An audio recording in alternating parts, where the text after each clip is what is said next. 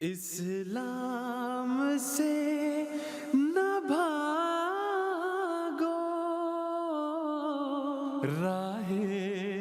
خدا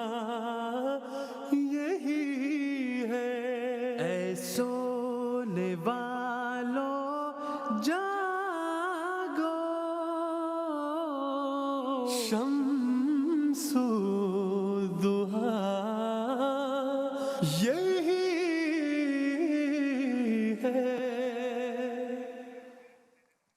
اعوذ باللہ من الشیطان الرجیم، بسم اللہ الرحمن الرحیم۔ ناظرین کرام، السلام علیکم ورحمۃ اللہ وبرکاتہ۔ MTA انٹرنیشنل جرنل اسٹوڈیو سے ہم ایک بار پھر پروگرام راہ خدا کی سیریز کے ساتھ آپ کی خدمت میں حاضر ہیں۔ آج 29 اگست ہے، GMT وقت کے مطابق شام 4 بجے ہیں اور یہاں جرمنی میں اس وقت شام 6 بجے ہیں۔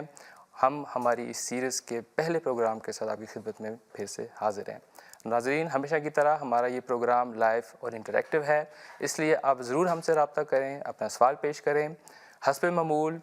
جو سوالات پیش کرنے کا جو ذریعہ ہے، ایک فون کے ذریعے سے بھی آپ اپنا سوال پیش کر سکتے ہیں یا پھر واٹس ایپ اور میسیج کے ذریعے سے بھی۔ ہمارے آج کے پروگرام میں ہمارے ساتھ شریک گفتگو ہوں گے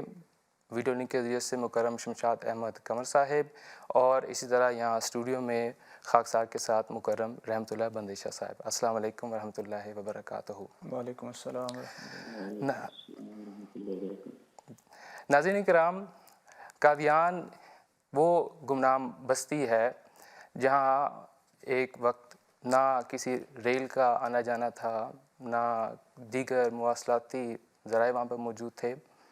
وہاں سے اس شخص کی آواز بلند ہوتی ہے جو کہتا ہے کہ مجھے خدا تعالیٰ نے اس 14ویں صدی کے سر پر مسیح موعود اور امام مہدی بنا کر بھیجا ہے،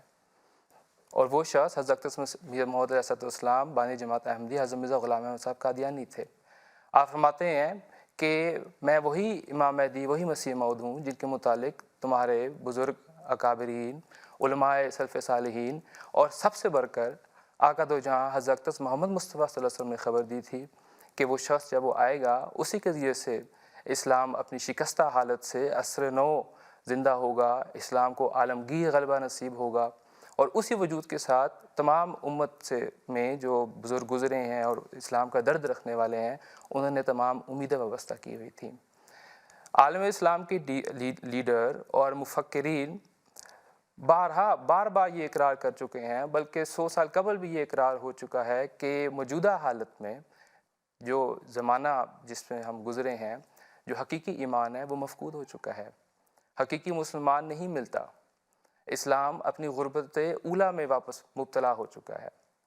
علامہ اقبال صاحب نے مسلمانوں کی حالت کا ایک نقشہ اس طرح سے بھی کھینچا، وہ کہتے ہیں کہ وضع میں تم ہو نصارہ تو تمدن میں ہنود، یہ مسلمان ہیں جنہیں دیکھ کر شرمائیں یہود، یوں تو سید بھی ہو، مرزا بھی، افغان بھی ہو، تم سبھی کچھ ہو، بتاؤ تو مسلمان بھی ہو۔ ناظرین، عین پیشن گوئیوں کے مطابق اللہ تعالیٰ کے فضل سے 14ویں صدی کے سر پر اسلام کی تائید میں آسمان سے یہ آواز، مسیحی آواز اٹھتی ہے کہ خدا تعالیٰ نے اس وقت میں جن کے سب منتظر تھے اس مسیح موعود کو مبعوث کر دیا ہے، اور اللہ تعالیٰ کے فضل سے اس وقت کی جو سعید روح تھیں وہ والہانہ اس مسیح کی آواز پر لبا کہتے ہوئے شامل ہوئے، اور باوجود سخت مخالفت کے یہ الہی سلسلہ پھلنا پھولنا شروع ہو گیا، اور مسیح پاک کی حیات میں ہی یہ جو شاملین کی تعداد تھی وہ 4 لاکھ تک پہنچ چکی۔ آج احمدیت کو قائم ہوئے 130 سال کا وقت گزر چکا ہے۔ حق کے مخالفین جو احمدیت کو قادیانیت کے نام سے بھی موسوم کرتے ہیں، اسلام کا سب سے بڑا فتنہ قرار دیتے ہیں اور عالم اسلام کے لیے ایک بہت بڑا خطرہ قرار دیتے ہیں، ہمارا ان سے سوال ہے کہ اگر آپ واقعی سمجھتے ہیں کہ احمدیت اتنا بڑا خطرہ ہے، اتنا بڑا فتنہ ہے، تو اور کیوں نہیں آپ کی راتوں کی نیندیں حرام ہوتی؟ اگر آپ کو واقعتاً اسلام سے یہ حقیقی درد ہے، کیوں نہیں آپ خدا تعالیٰ کے حضور جھکتے اور خدا تعالیٰ سے مدد طلب کرتے؟ وہ خدا جس نے خود جھوٹے مدعیان نبوت کی تباہی کا بیڑا خود اٹھایا ہوا ہے اور اپنے پاک کلام میں اس بات کی ضمانت دی ہوئی ہے کہ جب کبھی بھی کوئی ایسا شخص کھڑا ہوگا خدا تعالیٰ خود اس کا کلا کما کرے گا اور اس کا جو سلسلہ ہے اس کو ناکام کرے گا۔ آپ بار بار مسلمہ کذاب کی مثال دیتے ہوئے تھکتے نہیں کس طرح سے خدا تعالیٰ نے اس کی صف لپیٹی جو جھوٹا مدعی نبوت تھا. تو یہاں آپ یہ بات کیوں بھول جاتے ہیں کہ مسیلمہ کذاب کی صف خدا تعالیٰ نے 2 سالوں کے اندر لپیٹ دی تھی, 2 سالوں میں اس کا کلا کما کر دیا تھا. اس کے بعد کون ہے جو مسیلمہ کذاب کی پیروی کرنے والا ہے؟ اور یہاں مرزا غلام احمد صاحب قادیانی علیہ السلام کے ساتھ خدا تعالیٰ پھر کیوں یہ انوکھا سلوک کر رہا ہے؟ خدا تعالیٰ کیوں 130 سے زائد سال کا عرصہ گزر گیا ہے اور ہم دیکھ رہے ہیں کہ باوجود اس کے کہ آپ سمجھتے ہیں کہ وہ نعوذ باللہ جھوٹے ہیں, تو خدا تعالیٰ ان کو کیوں یہ چھوٹ دے رہا ہے؟ کیوں ان کی پکڑ کی بجائے نصرت کر رہا ہے؟ اور کیوں خدا تعالیٰ شکست کے بجائے ان کو فتح نصیب کر رہا ہے اور ناکامی کے بجائے ہر وقت, ہر آنے والے لمحے میں مزید ترقیات نصیب کر رہا ہے؟ تو آپ نے تو اپنی پوری کوشش کر لی ہے, جتنا زور تھا سب لگا لیا ہے, جتنا جھوٹ بولنا تھا آپ نے بول لیا ہے. کیا کیا جھوٹ بھی آپ نے نہیں بولا, بلکہ جماعت احمدیہ کو غیر مسلم تک بھی قرار دے دیا, اور آپ کے اکابرین نے بھی پوری کوشش لگا لی. اب یہ بتائیں کہ آپ احمدیت کو روک سکے ہیں؟ احمدیت کے حقیقی غلبے کو, تحریک کو آپ روکنے کے بجائے یہ دیکھتے آ رہے ہیں کہ پہلے سے زیادہ ترقیات کی منازل طے کرتی جا رہی ہے. تو کیوں نہیں احمدیت کے ساتھ وہ سلوک ہوا جو مسیلمہ کذاب کے ساتھ ہوا, جس کی مثال آپ بار بار دیتے ہیں؟ ہم آپ کے سامنے ایک بہت آسان حل رکھنا چاہتے ہیں, پہلے بھی ہم نے اس کو رکھا تھا, اور وہ یہ ہے کہ ہم سب کا یہ متفقہ عقیدہ اور ایمان ہے کہ جب اسلام اس حالت زار کو پہنچ جائے گا تو اسلام کی نشر ثانیہ کے لیے, اسلام کی فتح کے لیے, اس کی نصرت کے لیے خدا تعالیٰ مسیح کو اتارے گا. آپ کے نزدیک وہ مسیح جو فرض مسیح جس کو آپ زندہ مانتے ہیں اور آسمان پر اس کا انتظار کر رہے ہیں, وہ تو 2000 سالوں سے آسمان پر ہیں, جبکہ آپ کے اکابرین, آپ کے بزرگ بھی خود بھی 14ویں صدی کے حوالے سے اس کی آمد کی خبر دے چکے ہیں, اور آپ کی یہ لٹریچر میں بھی سب کچھ موجود ہے. تو 14ویں صدی کے بعد تقریباً 150 سال گزر چکے ہیں, آپ کے وہ مسیح نازل نہیں ہوئے. تو بجائے اس کے کہ بار بار آپ اپنے گھسے پیٹے اعتراضات دہراتے رہیں اور عامت المسلمین کو جھوٹ و فریب کے ذریعے سے حق سے دور رکھنے کی کوشش کریں اور مخالفت پر اپنا سارا زور لگائیں, کیوں نہیں آپ خدا تعالیٰ کی طرف رجوع کرتے اور دعا کرتے کہ خدایا اس فتنے کو نعوذ باللہ تو اس کو اس طرح سے دور کر, اس مسیح کو نازل کر. جماعت احمدیہ پہلے بھی اس بات کا اقرار کر چکی ہے, اب بھی کہتی ہے کہ اگر آپ کے فرضی مسیح نازل بھی ہوتے ہیں تو ہم سب سے پہلے اس پہ ایمان لانے والے ہیں, ہم تو ماننے والوں میں سے ہیں. لیکن یہاں ہم آپ کو یہ بھی بتا دیں کہ اگر وہ آ بھی گئے تو تب بھی آپ ان پر ایمان لانے والے نہیں ہیں, کیونکہ آپ کی سرشت میں نافرمانی اور نبوت کا انکار شامل ہو چکا ہے. وہی سلوک, وہی فطرت, وہی دل آپ کا ہو چکا ہے جو اس مسیح کے وقت علماء کا تھا, جنہوں نے اس وقت کے مسیح کو سولی پر چڑھا دیا تھا. تو ہم ہمارے اس پروگرام میں ہمارے ان سادہ لو مسلمان بہن بھائیوں کو مخاطب کرتے ہیں جو دین کے معاملے میں سنجیدہ ہیں, اسلام کا درد رکھتے ہیں, عقل اور فراست اور فہم سے معاملات پر نظر ڈالنا چاہتے ہیں کہ خدا را قرآن مجید, احادیث نبویہ, اسوہ رسول پر غور کریں, انبیاء اور ان کے ماننے والوں کی تاریخ پر نظر دورائیں, حضرت اقدس مسیح موعود علیہ السلام کو اس آسمانی کسوٹی پر پرکھیں, اور اس مزید یہ کہ خدا تعالیٰ کی طرف رجوع کریں اور دعا کریں. یہ کوئی معمولی دعویٰ نہیں ہے جو وقت پر حضرت اقدس مسیح موعود علیہ السلام نے کیا ہے, اور وقت گزرتا جا رہا ہے, آپ دیکھ رہے ہیں. تو ناظرین کرام, ہمارا یہ پروگرام بھی اسی مقصد کے لیے ہے. اس حوالے سے آپ کے ذہن میں جو بھی سوال ہو, جو بھی اعتراض ہو, آپ نے سنا ہو, تو آپ ہم سے رابطہ کریں, اپنا سوال پیش کریں. انشاءاللہ ہم آپ کے سوالوں کو یہاں پہ اپنے پروگرام میں ساتھ شامل کریں گے اور کوشش کریں گے اس کا جواب دیں. تو اسی طرح سے ہم آج کے اس پروگرام میں بھی چند ایسے سوشل میڈیا پر اٹھنے والے اعتراضوں پر بات چیت کریں گے, مزید آپ کے سوالات بھی لیں گے. اس کے ساتھ ہی میں مکرم شمشاد صاحب کی طرف بھی جانا چاہوں گا. ایک اعتراض جو حضرت مسیح موعود علیہ السلام پر کیے جاتا ہے, اور آپ خود دیکھیں گے کہ اعتراضات کی نوعیت کیا ہے. وہ باتیں جو قرآن مجید کے عرفان سے تعلق رکھتی ہیں, وہ باتیں جن کے متعلق وہ بزرگ اور صوفیاء جو امت میں گزرے ہیں, جنہوں نے بصیرت کے ساتھ وہ چیزیں دیکھی ہیں اور وہ چیزیں پہچانی ہیں, اور اب حضرت مسیح موعود علیہ السلام اگر وہ چیزیں بیان کرتے ہیں تو کس طرح مزے کا خیز طریق پر استضاء کے ساتھ وہ باتیں اس طرح سے بیان کی جاتی ہیں کہ کوئی شریف انسان کسی محفل میں بھی نہیں اس کو بیان کر سکتا. تو شمشاد صاحب خاک سار اس حوالے سے آپ سے پھر گفتگو کرنا چاہے گا، آپ سے جاننا چاہے گا کہ حضرت اقدس مسیح موعود علیہ السلام پر جو یہ اعتراض لگایا جاتا ہے، اور بلکہ ایک چیز کو اس الٹے اور غلط رنگ میں بیان کیا جاتا ہے کہ گویا کہ آپ نے اپنے آپ کو فرمایا کہ پہلے میں مریم بنا، پھر اس کے بعد میں خود سے خود ہو کر عیسیٰ بنا، تو اس میں جو ان بیانات میں جو حقیقت ہے تو اس کے متعلق آپ ہمیں برائے کرم بتائیں۔ جزاکم اللہ ثمر الدعا۔ اعوذ باللہ من الشیطان الرجیم، بسم اللہ الرحمن الرحیم۔ عرض یہ ہے کہ یہ معاملات روحانی دنیا سے تعلق رکھتے ہیں۔ عام عوام عمومی طور پہ ان سے واقف نہیں ہوتے، لیکن جو علماء ہیں جو واقف ہوتے ہیں وہ محض اپنی مخالفت کی وجہ سے عوام کو حقیقت سے آگاہ کرنے کی بجائے ایسے انداز میں ان کے سامنے چیزیں پیش کرتے ہیں کہ وہ تمسخر اور ہنسی کا نشانہ بنا دیا جاتا ہے۔ اور جیسا کہ قرآن کریم میں باقی انبیاء کے بارے میں فرمایا گیا کہ تمام رسولوں کے ساتھ ہنسی اور مذاق کیا گیا، آج بھی یہی سنت اصل میں پوری کی جا رہی ہے۔ جہاں تک حضرت مسیح موعود علیہ الصلوۃ والسلام کا اپنے آپ کو مریم قرار دینا اور پھر استعارتاً حمل قرار دینا اور پھر استعارتاً ابن مریم قرار دینے کا تعلق ہے، اگر قرآن اور حدیث پہ غور کریں تو اس میں ذرا بھی نئی بات نہیں ہے،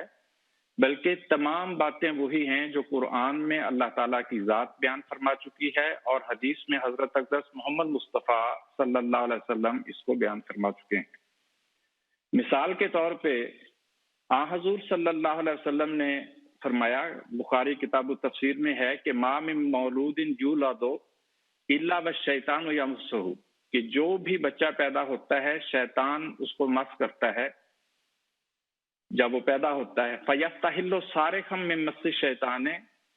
اور وہ شیطان کے مس کرنے کی وجہ سے روتا ہوا پیدا ہوتا ہے، الا مریم وابنہا،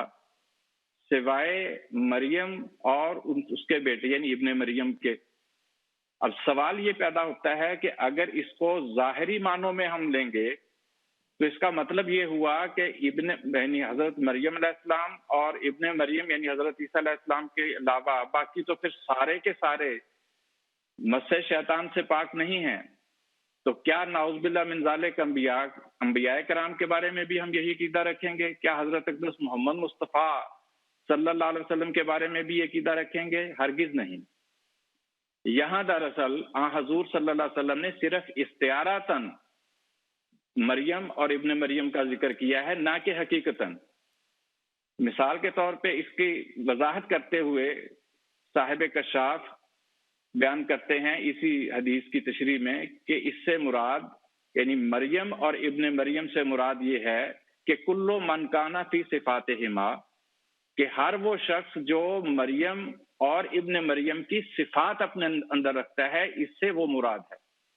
اور چونکہ پھر تمام انبیاء کے اندر بھی وہی صفات آتی ہیں، لہذا تمام انبیاء، تمام صلحاء، تمام اولیاء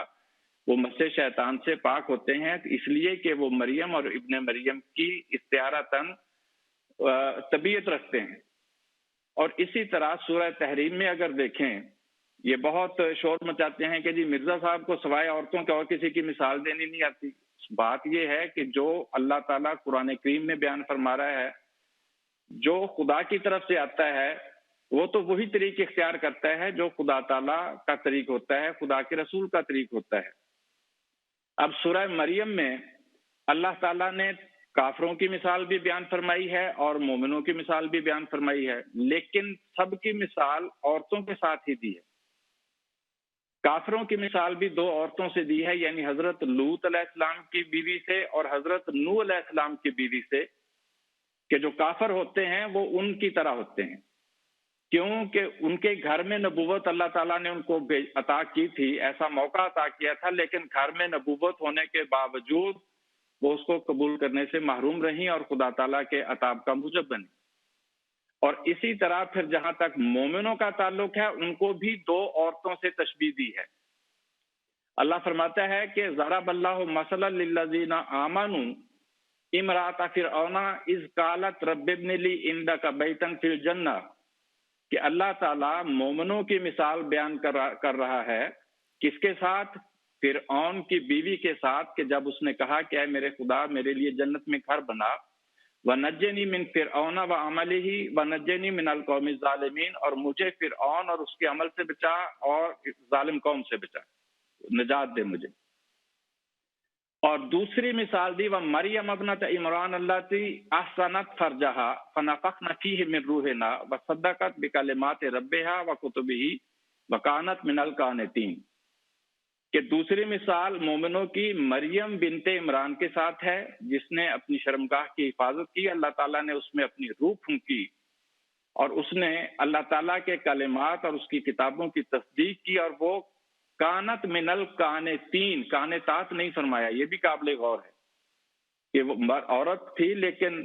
جو قانتین ہیں وہ بھی اس عورت کی طرح ہی ہیں۔ اب یہاں دو عورتوں سے اللہ تعالیٰ بیان فرما رہا ہے کہ مثال، اگر کوئی مومن ہے تو وہ یا تو مریم ہے، مریم کی صفت اپنے اندر رکھتا ہے، یا فرعون کی بیوی کی صفت اپنے اندر رکھتا ہے۔ اگر ان دونوں میں سے کوئی صفت وہ استعارتاً اپنے اندر نہیں رکھتا تو یہ آیات بتا رہی ہیں وہ مومن ہو ہی نہیں سکتا۔ اب آئیے آگے کہ جب حضرت عیسیٰ علیہ السلام کے بارے میں حضرت اقدس محمد مصطفیٰ صلی اللہ علیہ وسلم نے خدا سے علم پا کے یہ بشارت دی کہ وہ آئیں گے، وہ نازل ہوں گے، تو پھر اب سوال یہ ہے کہ کیا اسی طرح نازل ہوں گے جس طرح کہا گیا ہے، یا اس کے نازل ہونے سے مراد کچھ اور ہے؟ اگر تو حضرت عیسیٰ علیہ السلام زندہ ہیں تو پھر تو وہی نازل ہوں گے، اور اگر حضرت عیسیٰ علیہ السلام کی وفات قرآن و حدیث سے ثابت ہے تو اس کا مطلب ہے پھر وہ نازل نہیں ہوں گے، تو پھر کون نازل ہوگا؟ اس کی ایک مثال حضرت عیسیٰ علیہ السلام ہی ہمیں دے چکے ہیں کہ اس سے پہلے یہودیوں میں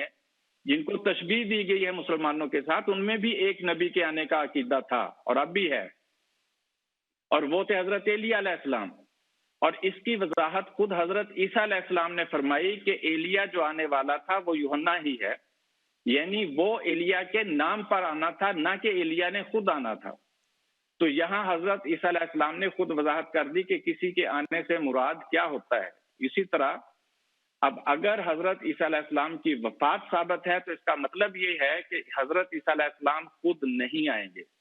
بلکہ اسی امت میں سے کسی کو ابن مریم بنایا جائے گا۔ اب جیسا کہ میں نے عرض کیا کہ سورہ تحریم میں اللہ تعالیٰ بیان فرما رہا ہے کہ مومن دو ہی قسم کے ہوتے ہیں، یا تو وہ فرعون کی بیوی کی طرح ہے استعارتاً، یا استعارتاً وہ مریمی حالت رکھتے ہیں۔ اب مومنوں میں سے ہی اللہ نے کسی کو ابن مریم بنانا ہے، یہ ذمہ داری سونپنی ہے ابن مریم بنا کے کہ وہ اسلام کی تبلیغ کرے، حضرت اقدس محمد مصطفیٰ صلی اللہ علیہ وسلم کے دین کو آگے پھیلائے۔ تو ان دو مومنوں میں سے آپ خود غور کریں کون سا مومن ہونا چاہیے، کیا فرعون کی بیوی یا مریم؟ سمپل سی بات ہے کہ اگر ابن مریم بنانا ہے تو پھر مریمی صفت رکھنے والا مومن ہی بن سکتا ہے۔ اس کی اور بھی وجوہات ہیں، میں اس میں تفصیل میں نہیں جاتا۔ تو یہاں اب اللہ تعالیٰ نے ایک ذمہ داری دینی تھی اسی امت کے ایک بندے کو جس نے ابن مریم بننا تھا اور حضور صلی اللہ علیہ وسلم کے دین کی اشاعت کرنی تھی۔ اب ذمہ داری کو کیا کہتے ہیں؟ اب جو حمل کا لفظ استعمال کیا حضرت مسیح علیہ السلام نے، تو حمل کہتے ہیں بوجھ کو،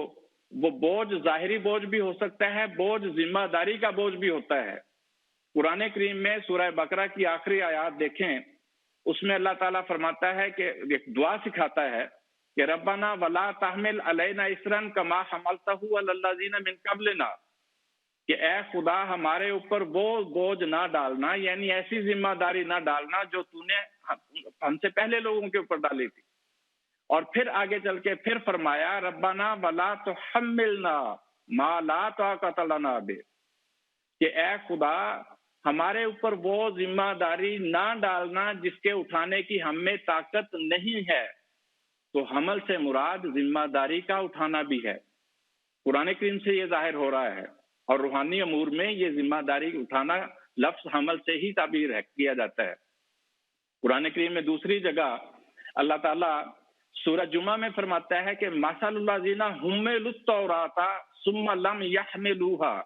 کہ وہ لوگ جن پر تورات کی ذمہ داری ڈالی گئی تھی، یہاں بھی حمل کا لفظ ہے، सुम्मा लम यहमिलूहा, लेकिन उन्होंने सही तरीके से इस जिम्मेदारी को नहीं उठाया। तो क्या मतलब, हमल का मतलब ये हुआ कुरान करीम की रूह से जिम्मेदारी डालना या जिस पर डाली गई है उसका जिम्मेदारी उठाना। अब यहां से पता ये चला कि मोमिन दो किस्म के हैं, आसिया फिरौन की बीवी या मरियम की तरह। अल्लाह ताला इन्हीं में से किसी को इब्ने मरियम बनाएगा, उसके ऊपर इब्ने मरियम होने की जिम्मेदारी डालेगा। तो जिम्मेदारी को कहते हैं हमल करना, उसके ऊपर ये जिम्मेदारी डालेगा। और जब जिम्मेदारी डाल देगा, अपनी रूह उसके अंदर फूंक देगा, तो उसके बाद वो इब्ने मरियम हो जाएगा, वही इब्ने मरियम कहलाएगा इस्तिआरतन। यही बात हजरत मसीह मौऊद अलैहिस्सलाम ने अपनी कुतुब में बयान फरमाई है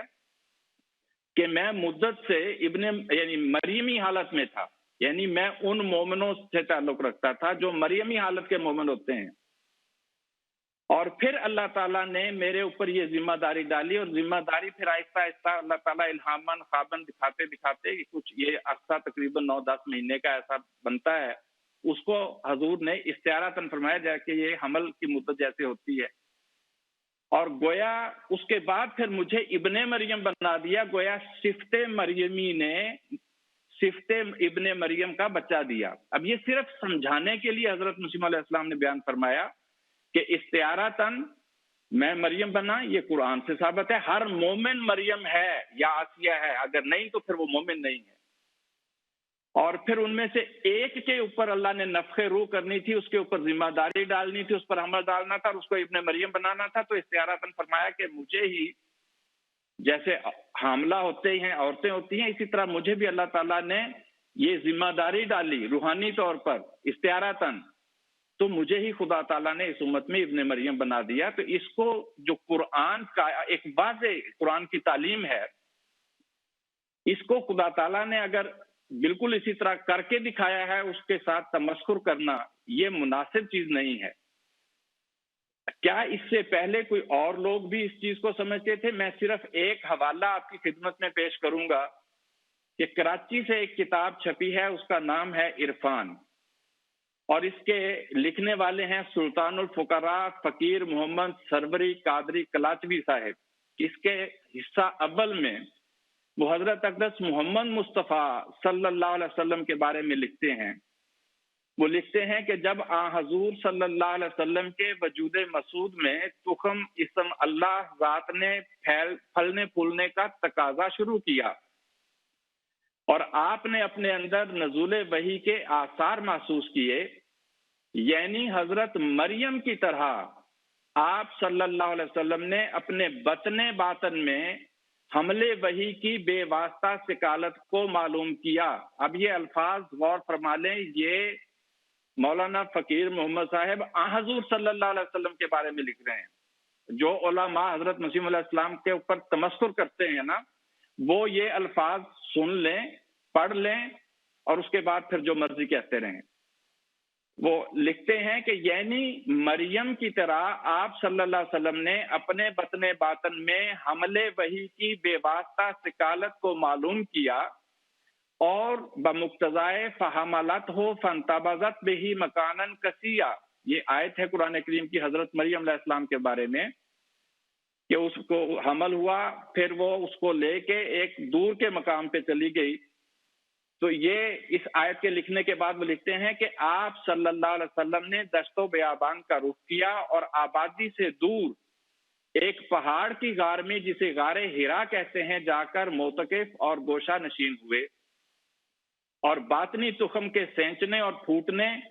और रूहानी ईसा के वज़े हमल और तवल्लुद होने के इंतजार में बार बार वहां जाया करते थे। ये मैं दोबारा पढ़ देता हूं फिक्रा।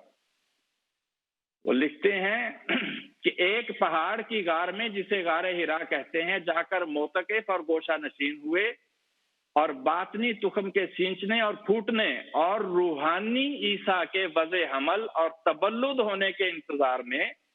बार वहां जाया करते थे और कई रोज बैठे रहते थे। आखिर एक दिन जिब्राइल अमीन उस नूरी तुखम इसम अल्लाह ज़ात को पानी देने के लिए अल्लाह ताला के बहरे अनवार से चश्मा हयात अपने सीने में भर के लाए اور آن حضور صلی اللہ علیہ وسلم کے سینے سے سینہ ملا کر آپ کو زور سے دبایا اور کہا اقرا، اور آپ فرماتے ہیں انا لیسا بقارئن، اور پھر آگے وہ ساری جو وحی کی کیفیت ہے وہ لکھتے ہیں۔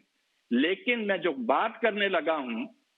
وہ یہ کہ یہ مولوی فقیر اللہ صاحب نے اپنی کتاب عرفان صفحہ یعنی حصہ اول کے باب نمبر 7 میں جو درج کیا ہے حضرت اقدس محمد مصطفیٰ صلی اللہ علیہ وسلم کے بارے میں، ایگزیکٹلی یہی بات حضرت مسیح موعود علیہ الصلوۃ والسلام نے بیان فرمائی ہے، لیکن حضرت مسیح موعود علیہ الصلوۃ والسلام کی بات پر تمسخر کر دیا جاتا ہے۔ اب جو وہ تمسخر کرنے والے حضرات ہیں وہ ذرا اس اقتباس کو پڑھیں اور پھر سوچیں کہ کیا یہ واقعی درست ہے یا نہیں ہے۔ تو حقیقت میں یہ ہے، واقعہ یہ ہے کہ قرآن کریم بھی مریم اور ابن مریم کو استعارہ کے طور پہ یوز کر رہا ہے، اور آن حضور صلی اللہ علیہ وسلم نے حدیث میں جو میں نے ابھی آپ کے سامنے پیش کی ہے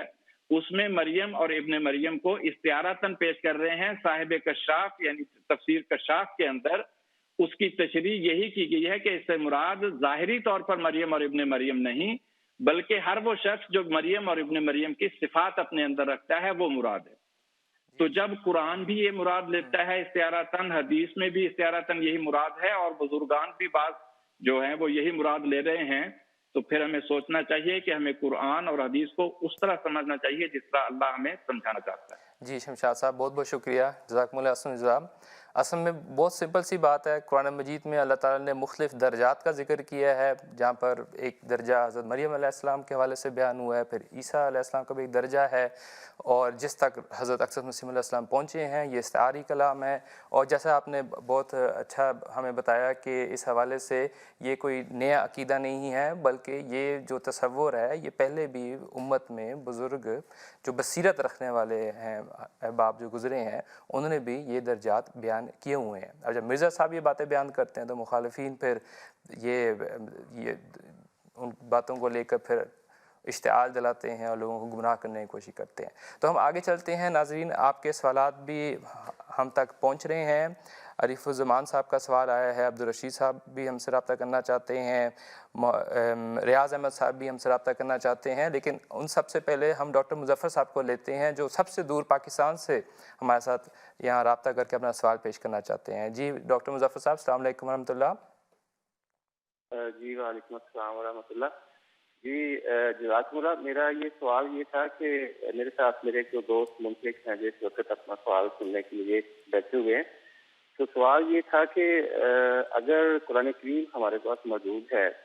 اور رسول اللہ صلی اللہ علیہ وسلم کا اسوہ حسنہ بھی ہے یعنی احادیث کی شکل میں، تو پھر ہم کسی بھی فرقے میں پڑھنے کی بجائے یا کسی جماعت وغیرہ کے سسٹم میں پڑھنے کی بجائے یہ کافی نہیں کہ قرآن کریم پڑھ لیں اور نبی کریم صلی اللہ علیہ وسلم کی حدیث پڑھ کے اس پر عمل پیرا ہوں اور ہم مطلب اور کسی طرف نہ جائیں؟ جی ٹھیک ہے مظفر صاحب، ہم آپ کے سوال کو ابھی لے لیتے ہیں۔ تو مکرم رحمت اللہ صاحب آپ نے سن لیا ہے تو اس حوالے سے آپ بتا دیں۔ جزاکم اللہ ڈاکٹر صاحب، بات یہ ہے کہ اگر تو ہم نے اپنا مذہب خود بنانا ہو تو پھر تو ہمیں اختیار ہے کہ جس چیز کو ہم چاہیں لے لیں، جس چیز کو چاہیں نہ لیں۔ اللہ کے رسول نے جو اللہ نے ہمیں بتایا ہے وہ ہے کہ وما آتاکم الرسول فخذوہ، جو اللہ کا رسول تمہیں بتلائے اس کو لینا ہے، جس سے منع کرے اس سے منع ہونا ہے۔ تو اگر رسول اللہ صلی اللہ علیہ وسلم باوجود اس کے کہ الیوم اکملت لکم دینکم واتممت علیکم نعمتی کہ دین مکمل ہو گیا، نعمت مکمل ہوگی، اس کے باوجود ایک آنے والے مسیح نبی اللہ کی خبر دیتے ہیں، تو ہم کون ہوتے ہیں کہ ہم نے اس کو نہیں لینا؟ اگر صرف یہ کہا جائے کہ قرآن کریم ہمارے پاس موجود ہے، اللہ کے رسول کا اسوہ ہمارے پاس موجود ہے، تو ہمیں فرقہ بازی میں پڑھنے کی کیا ضرورت ہے، یا مسیح موعود کو ماننے یا نہ ماننے کی کیا ضرورت ہے؟ تو کیا یہی سوال اگر جب حضور صلی اللہ علیہ وسلم کی وفات ہوئی تو اس وقت لوگ کہتے کہ ہمیں ابو بکر صدیق رضی اللہ عنہ، عمر رضی اللہ عنہ، عثمان اور بعد میں حضرت علی رضی اللہ عنہ کی خلافت میں کو ماننے یا اس کے بارے میں تفکر کرنے کی کیا ضرورت ہے؟ اب اللہ کے نبی کا کلام ہمارے پاس موجود ہے، اللہ کا کلام قرآن کریم ہمارے پاس موجود ہے، تو جس طرح قرآن کریم موجود ہونے کے باوجود اللہ کے رسول کی باتیں اس وقت ریسنٹ پاسٹ میں موجود ہونے کے باوجود خلافت کو ماننا ضروری تھا، اسی طرح جب اللہ کے رسول نے کہا ہے کہ باوجود سب کچھ موجود ہونے کے مسلمان آپس میں فرقہ بندی میں ملوث ہو جائیں گے، جہاں تک فرمایا ہے حضور صلی اللہ علیہ وسلم نے کہ ستفترق امتی علی 73 ملہ، کہ میری امت تو 72 کی بجائے 73 فرقوں میں تقسیم ہو جائے گی. تو فرمایا اس وقت آپ کے لیے لازم ہے کہ تلزم الجماعت المسلمین و امامہم، کے مسلمانوں کی جماعت کے ساتھ اور ان کے امام کے ساتھ ملنا ہے، اسی میں ہی خیر اور برکت ہے. ابن ماجہ میں بہرحال یہ باقاعدہ طور پر حضور صلی اللہ علیہ وسلم کا حکم موجود ہے، فَبَعِيُوهُ وَلَوْ حَبًّا عَلَى الثَّلْجِ، اس کی بیعت کرنی ہے اگرچہ تمہیں پہاڑوں کے تودوں پر سے چل کر جانا پڑے. اسی لیے حضرت جو معروف اہل حدیث عالم ہیں نواب صدیق حسن خان صاحب، ان کی کتاب ہے حجج الکرامہ، تو انہوں نے وہاں اس میں باقاعدہ طور پہ ایک حدیث لکھی ہے کہ جس نے آنے والے امام مہدی کا انکار کیا تو وہ اس نے کفر کیا ہے. تو اسی طرح جنابی المودہ میں بھی لکھا ہے کہ آنے والے امام مہدی کو ماننا ضروری ہے، اور سارے مسلمان اس بات کو مانتے ہیں. تو آج بجائے اسلام احمدیت کے بارے میں غور و تفکر کرنے کے، اپنے آپ کو بچانے کے لیے یہ پہلو نکال لینا کہ ہمیں کیا ضرورت پڑی ہے اس بارے میں سوچنے کی، یہ بات درست نہیں ہے. جو اللہ کا رسول دے اس کو لینا ضروری ہے، جس بات سے وہ منع کرے اس سے منع ہونا بھی ضروری ہے. جی ٹھیک ہے رحمۃ اللہ صاحب، بہت بہت شکریہ، جزاکم اللہ حسن جزا. ہمارے ساتھ اس وقت عبدالرشید صاحب بھی ہیں کال پر. جی عبدالرشید صاحب السلام علیکم ورحمۃ اللہ، یو کے سے. وعلیکم السلام. ہاں جی، میری طرف سے ایم ٹی اے کی ساری ٹیم اور حضور اقدس کی خدمت میں محبت بھرا سلام. تو میرا سوال یہ ہے کہ اللہ تعالیٰ نے قرآن پاک میں فرمایا ہے کہ میری طرف سے جو بھی رسول آتا ہے اس کے ساتھ لوگ ٹھٹھا اور مذاق کرتے ہیں. کیا یہ کسی جھوٹے نبی کے ساتھ بھی ایسا ہو سکتا ہے؟ ٹھیک ہے ٹھیک ہے. شمشاد صاحب آپ تک یہ سوال پہنچ چکا ہے؟ جی پہنچ گیا جی. تو براہ کرم آپ اس حوالے سے ہمیں بتا دیں. عرض یہ ہے کہ جہاں تک تمسکر کا تعلق ہے، قرآن کریم سے ہمیں یہ معلوم ہوتا ہے، جیسا کہ ابھی ہمارے محترم بزرگ نے یہ آیت پڑھی ہے، اس سے یہ ظاہر ہو رہا ہے کہ جو سچا نبی ہے اس کے ساتھ تو بہرحال ہنسی مذاق، تمسکر اور اس کی مخالفت ہوتی ہے. جو جھوٹا ہے اس کے لیے لازمی نہیں، ہو سکتی ہے اور نہیں بھی ہو سکتی.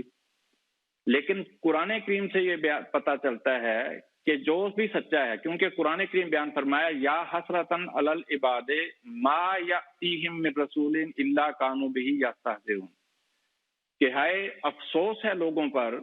کہ ان کے پاس کوئی رسول نہیں آتا مگر یہ اس سے تمسکر کرتے ہیں.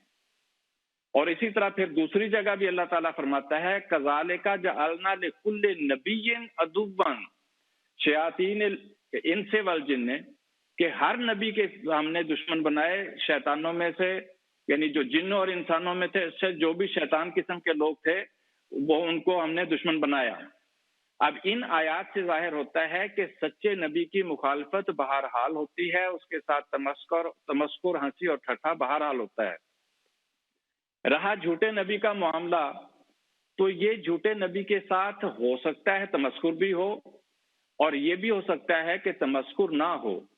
اس لیے کہ بعض اوقات جو جھوٹے نبی آتے ہیں وہ باقاعدہ پوری تیاری کے ساتھ اور پورا گروہ لے کے آیا کرتے ہیں. مثال کے طور پہ مسلمہ کذاب نے جب دعویٰ کیا ہے تو اس کے ساتھ پورا گروہ تھا، پوری جماعت تھی اس کے ساتھ، اور اس کے بارے میں یہ نہیں آتا کہ کبھی اس کے ہمیں کم از کم علم نہیں ہے کہ اس کے ساتھ تمسکر، ہنسی یا ٹھٹھا کیا گیا ہو. ہاں اس کے ساتھ جنگ پھر ہوئی ہے، لڑائی ہوئی ہے، وہ جس میں بعد میں وہ ہلاک ہو گیا اور تباہ و برباد ہو گیا. جھوٹے کی جو نشانی ہے وہ یہ بیان کی گئی ہے کہ جھوٹا کبھی کامیاب نہیں ہوا کرتا. یہ قرآن کریم سے ثابت ہوتا ہے، کیونکہ قرآن کریم میں حضرت موسیٰ کے ضمن میں بھی فرمایا کہ دور سے ایک شخص دوڑتا ہوا آیا اور اس نے پھر یہی کہا کہ تم ایک آدمی کو کیوں اس لیے قتل کرتے ہو، مارنا چاہتے ہو کہ وہ صرف ربنا اللہ کہہ رہا ہے. ان یکو صادقا فعلیہ ان یکو کاذبا فعلیہ کاذب وان یکو صادقا یصبکم بعض الذی یعدکم، کہ دیکھو اگر یہ جھوٹا ہے تو اس کا جھوٹ کا وبال اسی پہ پڑ جائے گا. یہ مطلب کیا ہے، یہ کامیاب نہیں ہوگا، تباہ و برباد خود ہی ہو جائے گا. لیکن اگر یہ سچا ہے تو پھر یہ جن چیزوں سے تمہیں ڈراتا ہے وہ بعض عذاب تمہیں پکڑ لیں گے، تمہیں آئیں گے. تو یہ چیز ظاہر کرتی ہے کہ جھوٹا ایک تو یہ کہ وہ کامیاب نہیں ہوتا، یہ قرآن کریم سے ثابت ہوتا ہے، لیکن یہ کہ اس کے ساتھ لازمی ہے کہ تمسخر ہو، یہ لازمی نہیں ہے۔ ہاں اگر ہو سکتا ہے کہ بعض کے ساتھ ہو بعض کے ساتھ نہ ہو، لیکن جو سچے نبی ہیں ان کے بارے میں قرآن کریم واضح فرما رہا ہے کہ ان کے ساتھ ہنسی مذاق اور تمسخر ضرور ہوتا ہے۔ جی ٹھیک ہے شمشاد صاحب، بہت بہت شکریہ، جزاکم اللہ احسن جزا۔ یہاں ہم اپنی گفتگو کو آگے بڑھاتے ہیں۔ رحمت اللہ صاحب، آپ سے درخواست کروں گا، جو سوشل میڈیا پہ آپ دیکھتے آ رہے ہیں، بلکہ پاکستان کی حکومت نے ایک نیا قانون بھی پاس کیا ہے، اور اس بظاہر تو بڑی اچھی بات ہے، رسول اکرم صلی اللہ علیہ وسلم کی تعظیم کا اظہار کرنے کی کوشش کر رہے ہیں، اور ساتھ میں یہ قانون کہ جب آپ رسول اکرم صلی اللہ علیہ وسلم کا نام لیا جائے تو ساتھ خاتم النبیین بتایا جائے۔ اب اس کے ساتھ اصل میں پیغام دینے کی یہ کوشش کر رہے ہیں کہ گویا اس طرح سے انہوں نے احمدیت کو ایک بہت بڑی ایک وار کیا ہے احمدیت کے خلاف، کہ گویا وہ ختم نبوت کے خلاف ہیں اور اس کو مانتے نہیں، اور وہ مجبور ہو جائیں گے کہ وہ بھی خاتم النبیین کو اس طرح سے لفظ کو استعمال کریں۔ تو سب سے پہلی چیز تو یہ کہ براہ کرم آپ ہمیں بتا دیں، ہم پہلے بھی بتاتے آ رہے ہیں، لیکن چونکہ یہ بات بار بار اس چیز کو وہ اٹھا کر لوگوں کے جذبات انگیز کرتے ہیں، اور حالانکہ کوئی حقیقت اس میں نہیں ہے، کہ ہمارا جو موقف ہے حضرت مسیح موعود علیہ السلام کا رسول اکرم صلی اللہ علیہ وسلم کے مقام کے بارے میں اور آپ کی ختم نبوت کے بارے میں، وہ کیا ہے؟ جزاکم اللہ طارق صاحب، پہلی بات جہاں تک قانون کا تعلق ہے، جو قرارداد مختلف اسمبلیوں سے پاکستان میں پاس ہوئی ہے، ان میں لکھا ہے کہ جب بھی حضور صلی اللہ علیہ وسلم کا نام لکھا جب پکارا جائے تو اس کے ساتھ خاتم النبیین لکھا جائے۔ تو عملی طور پر اگر اسی قرارداد کو پاکستان کے اندر امپلیمنٹ کر دیا جائے تو یہ ممکن ہی نہیں۔ اس کی وجہ یہ پہلی بات دیکھیں، قرآن کریم میں حضور صلی اللہ علیہ وسلم کا نام لے کر محمد کا لفظ 4 دفعہ آیا ہے۔ صرف ایک جگہ رسول کریم صلی اللہ علیہ وسلم کے ساتھ خاتم النبیین کا لقب ملا ہے، باقی کسی جگہ لقب نہیں ہے ساتھ۔ تو کیا اب جب جو بھی پاکستان سے نیا قرآن کریم پبلش ہوگا تو ہر جگہ وہ خاتم النبیین کو ایڈ کریں گے؟ یعنی یہ لکھیں گے سورہ فتح میں کہ محمد رسول اللہ والذین معہ شداء علی الکفار، کہ اس کے کیا وہاں بھی ایڈ کریں گے؟ کیا سورہ آل عمران میں بھی ایڈ کریں گے؟ کیا سورہ محمد میں بھی ایڈ کریں گے؟ تو سورہ احزاب میں تو موجود ہے۔ دوسرا، ہر احمدی غیر احمدی سارے مسلمان جانتے ہیں کہ مسلمان ہونے کے لیے کلمہ جو اب تک معروف چلا آ رہا ہے، وہ حقیقت میں مبنی ہے، وہ ہے لا الہ الا اللہ محمد رسول اللہ۔ تو کیا آئندہ سے پاکستان میں کسی کو مسلمان کرنا ہو تو نعوذ باللہ ہم یہ تصور کریں گے کہ پاکستان کے علماء کو، مولویوں کو، حکومت کو زیادہ پتہ چل گیا کہ سچا مسلمان کیسے کرنا ہے۔ حضور صلی اللہ علیہ وسلم کو صحیح پتہ نہیں تھا کہ مسلمان کیسے کرنا ہے۔ حضور نے فرمایا تھا کہ لا الہ الا اللہ محمد رسول اللہ کہنے والا مسلمان کہلائے گا۔ تو اب کیا نعوذ باللہ یہ کہا جائے گا کہ لا الہ الا اللہ محمد خاتم النبیین رسول اللہ؟ تو یہ بات درست نہیں ہے، یعنی عملی طور پر اس کو پبلش کرنا ممکن ہی نہیں ہے۔ باقی جہاں تک اس بات کا تعلق ہے کہ شاید اس قانون کا مطلب یہ ہو کہ احمدی نعوذ باللہ ختم نبوت کے منکر ہیں، یہ بات 100% جھوٹ ہے، جس کو پنجابی میں کہتے ہیں چٹا گپ۔ ہم تو اللہ تعالیٰ کا فضل دیکھیں، مسیح موعود علیہ السلام کی ہمارے پاس تصنیفات موجود ہیں، آپ کے اشتہارات موجود ہیں، مکتوبات موجود ہیں، ملفوظات موجود ہیں، خلفاء کے تحریرات، خطبات، سب کچھ موجود ہیں، ہزارہا صفحات موجود ہیں۔ تو ہمارا تو یہ چیلنج ہے کہ کسی ایک جگہ حضرت مسیح موعود علیہ السلام جہاں آپ کے خلفاء نے کہا ہو کہ ہم نعوذ باللہ حضور صلی اللہ علیہ وسلم کو خاتم النبیین نہیں مانتے، تو پھر تو ہم پہ اعتراض بنتا ہے۔ ہمارا تو دعویٰ ہی یہ ہے کہ ہم حقیقی طور پر خاتم النبیین حضور صلی اللہ علیہ وسلم کو مانتے ہیں، اور جو عرفان ہمیں اللہ تعالیٰ نے حضرت مسیح موعود علیہ السلام اور خلفاء کے توسط سے دیا ہے، وہ ان کو غیروں کو تو کچھ ہے ہی حاصل نہیں اس کا۔ موقع کی مناسبت سے میں صرف حضرت مسیح موعود علیہ السلام کے 2-3 اقتباسات پڑھ کے سنا دیتا ہوں تاکہ بانی جماعت احمدیہ کے اپنے الفاظ میں پتہ چل جائے کہ آپ کس قدر خاتم النبیین کی حقیقت کو سمجھنے والے تھے۔ آپ کی تحریرات بے شمار ہیں، آپ کی پہلی کتاب براہین احمدیہ سے لے کر آپ کی آخری کتاب تک۔ نیز حضرت مسیح موعود علیہ السلام کی جس دن وفات ہوئی، یعنی 26 مئی 1908 کو، اس دن اخبار عام لاہور میں ایک حضور کا خط شائع ہوا، اس میں بھی یہی ہے۔ مثال کے طور پر حضرت مسیح موعود علیہ السلام اپنی کتاب ازالہ ہاں میں فرماتے ہیں، ہمارا اعتقاد جو ہم اس دنوی زندگی میں رکھتے ہیں، جس کے ساتھ ہم بفضل و توفیق باری تعالیٰ اس عالم گزران سے کوچ کریں گے، یہ ہے کہ حضرت سیدنا و مولانا محمد صلی اللہ علیہ وسلم خاتم النبیین ہیں و خیر المرسلین ہیں، جن کے ہاتھ سے اکمال دین ہو چکا اور وہ نعمت بمرتبہ اتمام پہنچ چکی جس کے ذریعے سے انسان راہ راست کو اختیار کر کے خدا تعالیٰ تک پہنچ سکتا ہے۔ اسی طرح مسیح موعود علیہ السلام فرماتے ہیں مجھ پر اور میری جماعت پر جو یہ الزام لگایا جاتا ہے کہ ہم رسول اللہ صلی اللہ علیہ وسلم کو خاتم النبیین نہیں مانتے، فرمایا یہ ہم پر افتراء عظیم ہے۔ ہم جس قوت، یقین، معرفت اور بصیرت سے حضرت صلی اللہ علیہ وسلم کو خاتم الانبیاء یقین کرتے ہیں، اس کا لاکھواں حصہ بھی دوسرے لوگ نہیں مانتے، اور ان کا ایسا ظرف بھی نہیں ہے۔ وہ اس حقیقت اور راز کو جو خاتم الانبیاء کی ختم نبوت میں ہے سمجھتے ہی نہیں۔ فرمایا انہوں نے صرف باپ دادا سے ایک لفظ سنا ہوا ہے مگر اس کی حقیقت سے بے خبر ہیں، اور نہیں جانتے کہ ختم نبوت کیا ہوتا ہے، اس پر ایمان لانے کا مفہوم کیا ہے۔ فرمایا مگر ہم بصیرت تام سے، جس کو اللہ تعالیٰ بہتر جانتا ہے، حضرت صلی اللہ علیہ وسلم کو خاتم الانبیاء یقین کرتے ہیں، اور خدا تعالیٰ نے ہم پر ختم نبوت کی حقیقت کو ایسے طور پر کھول دیا ہے کہ اس عرفان کے شربت سے جو ہمیں پلایا گیا ہے خاص لذت پاتے ہیں، جس کا اندازہ کوئی کر ہی نہیں سکتا بجز ان لوگوں کے جو اس چشمہ سے سیراب ہوتے ہیں۔ حضور کی وفات والے دن 26 مئی کو جو خط حضرت مسیح موعود علیہ السلام کا اخبار عام لاہور میں شائع ہوا، اس میں بھی حضور نے ختم نبوت کے بارے میں اپنا عقیدہ واضح لکھا، یعنی حضور کی وفات والے دن جو آخری تحریر شائع اس میں حضور فرماتے ہیں میں یہ جو الزام میرے پر لگایا جاتا ہے کہ گویا میں ایسی نبوت کا دعویٰ کرتا ہوں جس سے مجھے اسلام سے کچھ تعلق باقی نہیں رہتا، اور جس کے یہ معنی ہیں کہ میں مستقل طور پر اپنے تئیں ایسا نبی سمجھتا ہوں کہ قرآن شریف کی پیروی کی کچھ حاجت نہیں رکھتا، اور اپنا علیحدہ کلمہ اور علیحدہ قبلہ بناتا ہوں، اور شریعت اسلام کو منسوخ کی طرح قرار دیتا ہوں، اور حضرت صلی اللہ علیہ وسلم کی اقتداء و مطابقت سے باہر جاتا ہوں، یہ الزام صحیح نہیں، بلکہ ایسا دعویٰ نبوت کا میرے نزدیک کفر ہے۔ فرمایا جس بنا پر میں اپنے تئیں نبی کہلاتا ہوں وہ صرف اس قدر ہے کہ میں خدا تعالیٰ کی کلام سے مشرف ہوں، اور میرے ساتھ بکثرت بولتا اور کلام کرتا ہے، اور میری باتوں کا جواب دیتا ہے، اور بہت سی غیب کی باتیں میرے پر ظاہر کرتا ہے،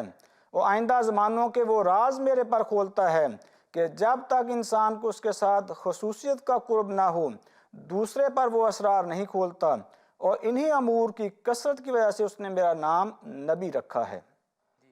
تو یہاں سے تو بہت واضح طور پر حضرت مسیح السلام نے اپنا جو موقف ہے اور ختم نبوت کے حوالے سے، اور دوسرا جو آپ نے اپنے بارے میں فرمایا کہ مجھے میرا نام نبی رکھا ہے،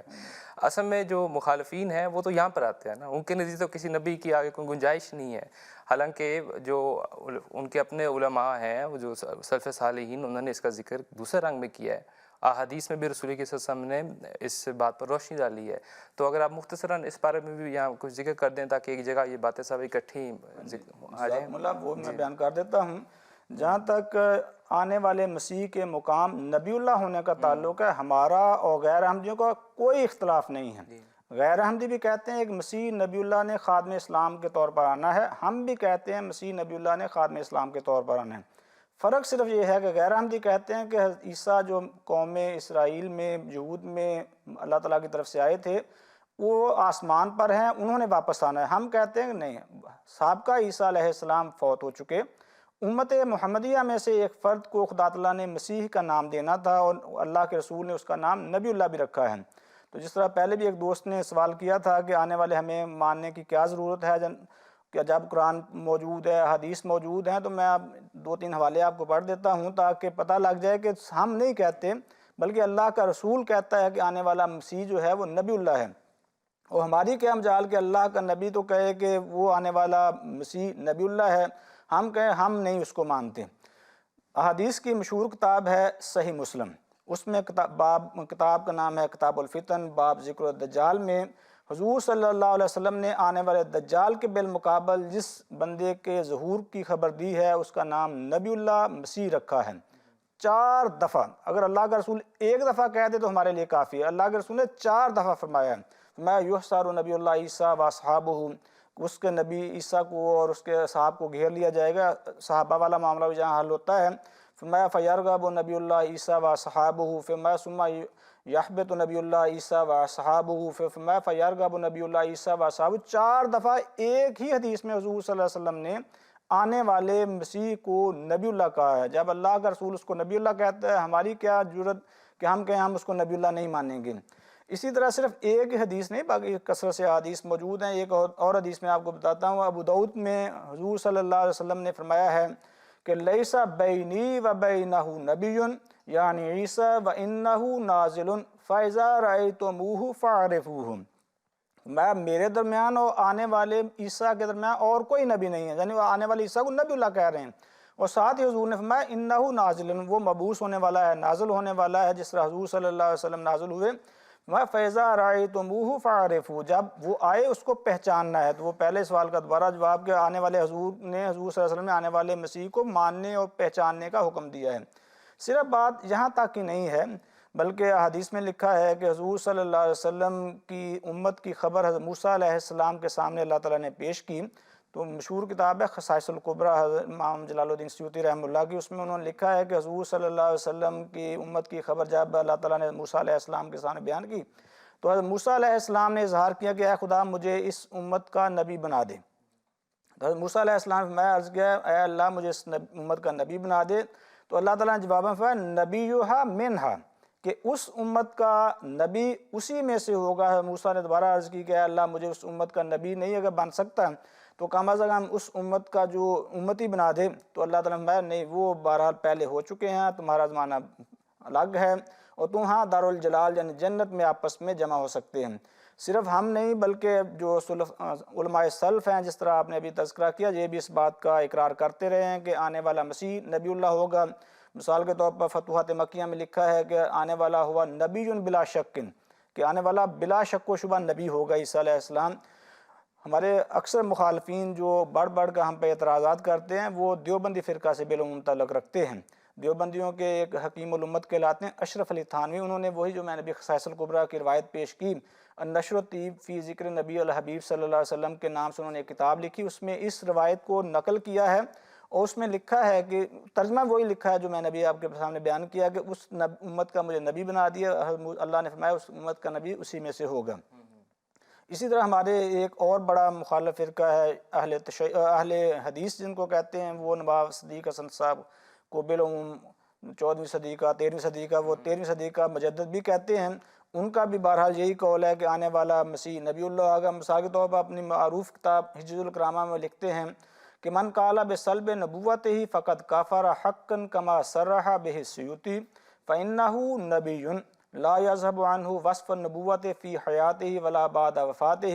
کہ جو شخص یہ گمان کرتا ہے، یہ عقیدہ رکھتا ہے کہ مسیح نبوت سے علیحدہ ہو کر آئیں گے، وہ کھلا کافر ہے۔ جیسا کہ امام سیوطی نے تصریح کی ہے، حضرت مسیح بہرحال نبی ہے، وصف نبوت ان سے نہ زندگی میں الگ ہو سکتا ہے اور نہ ان کی وفات کے بعد۔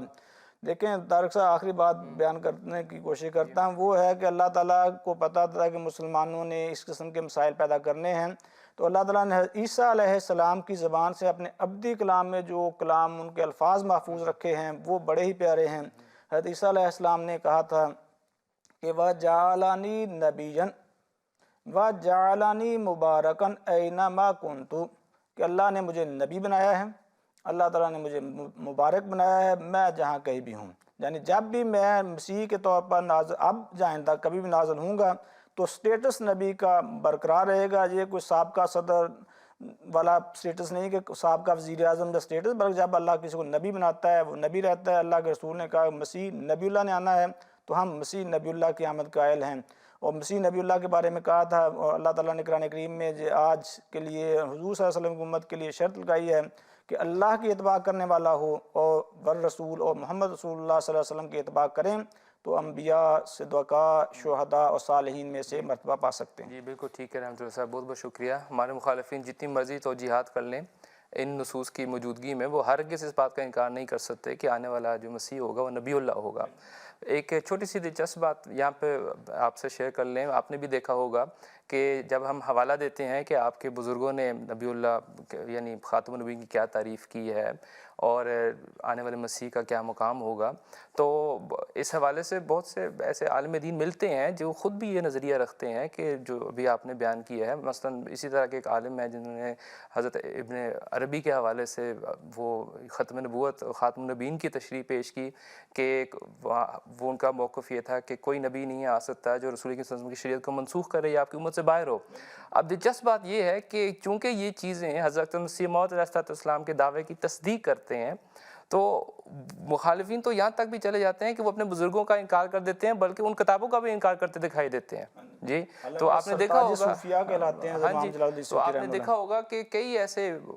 علماء نام نہاد علماء اپنے آپ کو اسلام کا لمبردار کہلانے والے، وہ تو ان کتابوں کا انکار کرنا شروع کر لے ہیں. تو ناظرین یہ ہے اصل میں وہ ایٹیٹیوڈ جو ان لوگوں کا ہوتا ہے جن کے ہاتھ میں صداقت نہیں ہوتی. وہ یہاں سے وہاں فرار ہوتے ہیں، وہاں سے یہاں ہوتے ہیں اور بالکل ایک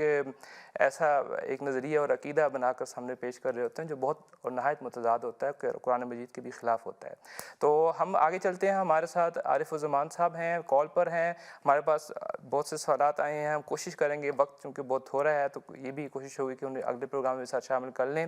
تو عارف الزمان صاحب السلام علیکم ورحمۃ اللہ. السلام علیکم ورحمۃ اللہ. وعلیکم السلام. سب سے پہلے تو سب کو سلام. میرا چھوٹا سا سوال ہے، یہ ابھی محرم کا مہینہ چل رہا ہے اور ہمارے ملک میں یہ سرکاری چھٹی بھی ہے، تو ہم احمدی لوگ یہ صرف شیعہ کے لیے ہے کربلا کہ واقعہ نہ ہم احمدی لوگ یہ دن کیسے منائیں گے؟ جی یہ تھوڑا سا وضاحت کر دے. ہاں جی ٹھیک ہے، بہت بہت شکریہ. ایک تو آپ نے لازماً کل ہمارے پیارے امام کا خطبہ سنا ہوگا کہ کس طرح سے حضور انور نے اس حوالے سے روشنی ڈالی اور جماعت احمدیہ کا اس کے بارے میں کیا موقف ہے اور ہم خود کتنی تکلیف سے ان واقعات کی طرف دیکھتے ہیں. تو خاک صاحب مکرم شمشاد صاحب سے درخواست کرے گا. شمشاد صاحب آپ اس حوالے سے ہمارے دوست عارف الزمان صاحب کو بتا دیں. جی عرض یہ ہے کہ ان کے سوال کے دو حصے ہیں کہ ایک تو ہم واقعہ کربلا کو کس طرح دیکھتے ہیں اور دوسرا یہ کہ ہم کس طرح منائیں. یہ دو مختلف چیزیں ہیں. جہاں تک واقعہ کربلا کو دیکھنے کا تعلق ہے، اس میں کوئی شک نہیں، ہمارے جذبات وہی ہیں جو دوسرے مسلمانوں کے ہیں حضرت امام حسین علیہ السلام کے بارے میں. اور یزید نے جو ظلم اور ستم کربلا کے میدان میں اس کی فوجوں نے حضرت امام حسین علیہ السلام اور آپ کے ساتھیوں کے اوپر ڈھایا ہے، وہ ایک بہت بڑا ظلم ہے جس کا تصور کر کے بھی انسان کانپ جاتا ہے. لیکن سلام پیش کرنا پڑتا ہے اس عظیم امام کو، اس عظیم نواسہ رسول کو جس نے صبر و استقامت کے ساتھ، بہادری کے ساتھ اس ظلم کا مقابلہ کیا اور ظلم کے سامنے سر نہیں جھکایا. حضرت مسیح موعود علیہ السلام کے بارے میں روایات میں آتا ہے کہ جب بھی آپ اس کا ذکر کرتے تھے آپ کی آنکھوں میں آنسو آ جایا کرتے تھے. حضرت میاں بشیر احمد صاحب رضی اللہ تعالیٰ عنہ روایت کرتے ہیں کہ ایک دفعہ حضرت مسیح موعود علیہ السلام باغ میں چارپائی پہ لیٹے ہوئے تھے اور فرماتے ہیں کہ میں اور میری ہمشیرہ مبارکہ بیگم صاحبہ ہم پاس کھیل رہے تھے، تو آپ نے ہمیں بلایا کہ ادھر آؤ میں تمہیں ایک کہانی سناؤں. تو آپ نے ہمیں بڑے دردناک انداز میں حضرت امام حسین علیہ السلام کی شہادت کا واقعہ بیان فرمایا. اور جب آپ یہ بیان فرما رہے تھے تو آپ کی آنکھوں میں آنسو رواں تھے اور آپ اپنی انگلیوں کے پوروں سے وہ آنسو پونچھتے جاتے تھے. اور اس دوران آپ نے فرمایا کہ یزید پلید نے یہ ظلم ہمارے نبی پاک صلی اللہ علیہ وسلم کے نواسے پر کروایا، مگر خدا نے بھی ان ظالموں کو بہت جلد اپنے عذاب سے پکڑ لیا. یہ حضرت مسیح موعود علیہ السلام کے جذبات تھے اور ہمارے جذبات بھی اس سے مختلف نہیں ہیں، بالکل ایگزیکٹلی یہی ہیں. اور پھر حضرت مسیح موعود علیہ السلام مزید اس میں فرماتے ہیں کہ رسول کریم صلی اللہ علیہ وسلم کو کفار نے اگر گالیاں دیں، آپ کی عزت و آبرو پر حملہ کیا، وطن سے نکالا اور قسم قسم کی نہ صرف ایذائیں دیں بلکہ ایذائیں ایجاد کی، تو کیا اس سے اسلام کی اشاعت میں کوئی روک واقع ہو گئی؟ اسی طرح حضرت امام حسین رضی اللہ تعالیٰ عنہ کے مقابلے میں یزیدی طاقتوں نے گو اتنی قوت پکڑی کہ انہوں نے آپ کو شہید کر دیا. لیکن یزید آج بھی یزید ہے اور امام حسین رضی اللہ تعالیٰ عنہ آج بھی امام حسین کہلاتے ہیں. ان کا نام لیتے وقت لوگ انہیں امام کہتے ہیں اور بادشاہت اور ان کی بادشاہت آج بھی تسلیم کرتے ہیں، لیکن یزید کی بادشاہت ایسی مٹی کہ آج کوئی اپنے بچوں کا نام یزید رکھنے کے لیے تیار نہیں۔ یزید کیسا اچھا نام ہے، اس کے معنی اللہ ہیں کہ اللہ تعالیٰ بڑھاتا چلا جائے۔ ہمارے پنجاب میں لوگ اپنے بچوں کا نام اللہ وسایا وغیرہ رکھتے ہیں، جس کا عربی زبان میں ہم ترجمہ کریں تو یزید ہی ہوگا، مگر کوئی شخص اپنے بچے کا نام یزید رکھنے کے لیے تیار نہیں۔ یہ حضرت مسیح موعود علیہ الصلوۃ والسلام کے جذبات تھے کہ جو آپ یزید کے بارے میں رکھتے تھے کہ بظاہر دیکھنے میں تو نام بہت اچھا ہے، معنی بہت اچھے ہیں عربی میں،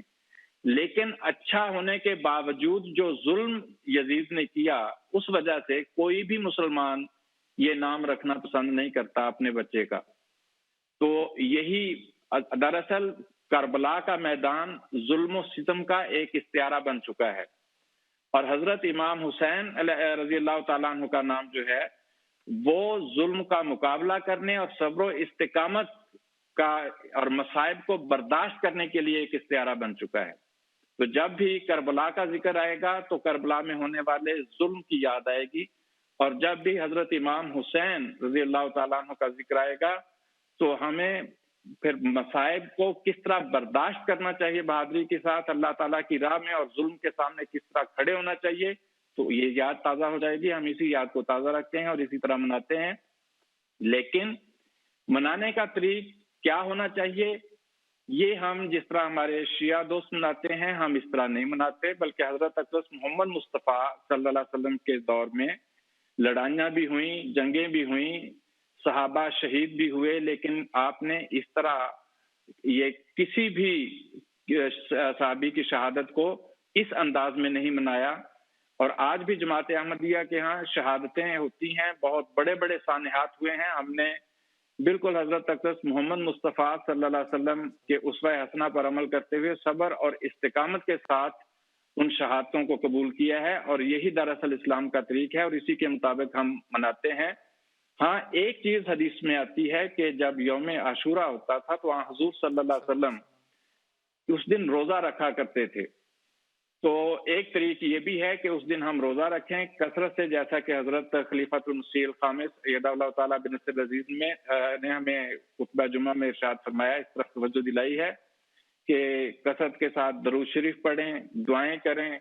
اپنے لیے بھی اور حضرت امام حسین رضی اللہ تعالیٰ عنہ کے لیے بھی، اور اس رستے پہ چلنے والے تمام مومنین کے لیے کہ اللہ تعالیٰ سب کو صبر اور استقامت کی توفیق عطا فرماتا رہے اور اسلام کی حفاظت کی توفیق عطا فرماتا رہے۔ جی ٹھیک ہے اشمل شاہ صاحب، بہت بہت شکریہ، جزاکم اللہ خیر جزاک۔ ناظرین کرام، ہمارا پروگرام بھی اپنے اختتام کو پہنچ چکا ہے۔ آخر پر آپ سے ایک چھوٹی سی گزارش ایک حضرت اقدس مسیح موعود علیہ السلام کا کہ حوالہ آپ کی خدمت میں پیش کرنا چاہتا ہوں۔ ہم نے اپنے گزشتہ پروگراموں میں بھی بہرحال ہمارے مخالفین بلکہ یہ دیکھ بھی رہے ہیں کہ کس طرح سے احمدیت ترقی کر رہی ہے، اور اس کو اس رنگ میں وہ پھر دنیا کے سامنے پیش کرتے ہیں کہ ضروری نہیں کہ ترقی کوئی صداقت کی نشانی ہو، بلکہ بعض ایسے مخالفین بھی نظر آئے جنہوں نے کہا کہ بعض اوقات اکثریت بھی ہوتی ہے، رسول کی وسلم کے خلاف بھی لوگ تھے اور مسلمانوں کے ذات میں کتنی جلدی ترقی کی تھی، لیکن حضرت اقدس مسیح موعود علیہ السلام کا معاملہ دوسرا ہے۔ وہ یہ ہے کہ خدا تعالیٰ نے قرآن مجید میں یہ وعید دی ہے کہ اگر کوئی شخص اپنے آپ کو خدا کی طرف منسوب کرے، خدا کی طرف منسوب کر کے الہامات اپنے بیان کرے اور نبوت کا دعویٰ کرے، تو ایسے لوگوں کو خدا تعالیٰ خود پکڑتا ہے۔ حضرت مسیح السلام کا یہ اقتباس آپ کے سامنے ہے، آپ فرماتے ہیں خدا تعالیٰ نے مجھے بار بار خبر دی ہے کہ وہ مجھے بہت عظمت دے گا اور میری محبت دلوں میں بٹھائے گا اور میرے سلسلے کو تمام زمین میں پھیلائے گا اور سب فرقوں پر میرے فرقے کو غالب کرے گا، اور میرے فرقہ کے لوگ اس قدر علم اور معرفت میں کمال حاصل کریں گے کہ اپنی سچائی کے نور اور اپنے دلائل اور نشانوں کے روح سے سب کا منہ بند کر دیں گے، اور ہر ایک قوم اس چشمے سے پانی پیے گی، اور یہ سلسلہ زور سے بڑھے گا اور پھولے گا یہاں تک کہ زمین پر محیط ہو جائے گا۔ بہت سی روکیں پیدا ہوں گی اور ابتلائیں آئیں گی، مگر خدا سب کو درمیان سے اٹھا دے گا اور اپنے وعدے کو پورا کرے گا۔ اور خدا نے مجھے مخاطب کر کے فرمایا کہ میں تجھے برکت پر برکت دوں گا، یہاں تک کہ بادشاہ تیرے کپڑوں سے برکت ڈھونڈیں گے۔ سو اے سننے والوں، ان باتوں کو یاد رکھو اور ان پیش خبریوں کو اپنے صندوقوں میں محفوظ رکھ لو کہ یہ خدا کا کلام ہے جو ایک دن پورا ہوگا۔ میں اپنے نفس میں کوئی نیکی نہیں دیکھتا اور میں نے وہ کام نہیں کیا جو مجھے کرنا چاہیے تھا اور میں اپنے تئیں صرف ایک نالائق مزدور سمجھتا ہوں. یہ محض خدا کا فضل ہے جو میرے شامل حال ہوا. بس اس خدائے قادر و کریم کا ہزار ہزار شکر ہے کہ اس مشتق خاک کو اس نے باوجود ان تمام بے ہنریوں کے قبول کیا. تو ناظرین آپ کے سامنے تمام صورتحال ہے, آپ خود دیکھ لیں کہ خدا تعالیٰ ایک ایسے شخص کے ساتھ کیا سلوک کر رہا ہے, اس کی جماعت کے ساتھ کیا سلوک کر رہا ہے جو اپنے آپ کو اس منصب پر کھڑا کر رہی ہے جو ایک نبی کے لیے تھا. تو ہم انشاءاللہ اپنے اگلے پروگرام میں پھر آپ کی خدمت اگلے ہفتے آپ کی خدمت میں حاضر ہوں گے. آپ کے سوالات ہمارے پاس آئے ہوئے ہیں, ہم کوشش کریں ان کو بھی ساتھ شامل کریں. تو تب تک کے لیے السلام علیکم ورحمۃ اللہ. ہمارے جو شرکاء ہیں ان سب کا بھی میں بہت شکر گزار ہوں. جزاکم اللہ حسن الجزا. ہم تو رکھتے ہیں مسلمانوں کا دین, ہم تو رکھتے ہیں مسلمانوں کا دین. دل سے ہے خدا میں ختم